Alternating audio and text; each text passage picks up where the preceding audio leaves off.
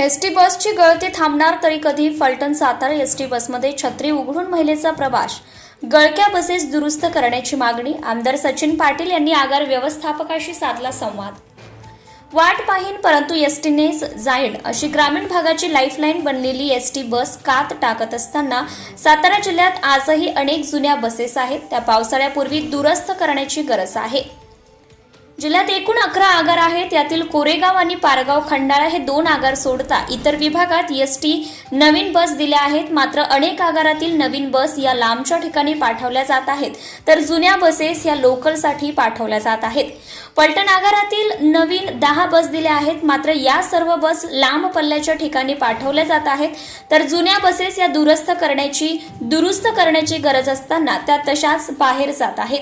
फलटण आगारातील साताऱ्याकडे जाणारी एक बसचा छत गळत होता, तर बसच्या खिडकीत खराब झाल्यामुळे या खिडकीतून पावसाचे पाणी आत येत असल्याने प्रवाशांना उभे राहून प्रवास करावा लागला.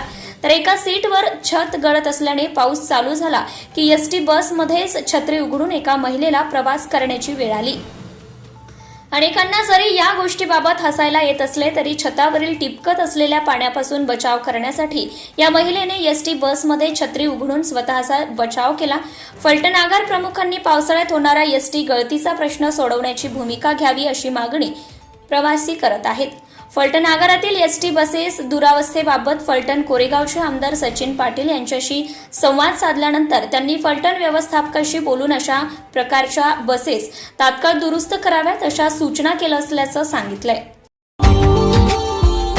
Subscribe now and press the bell icon.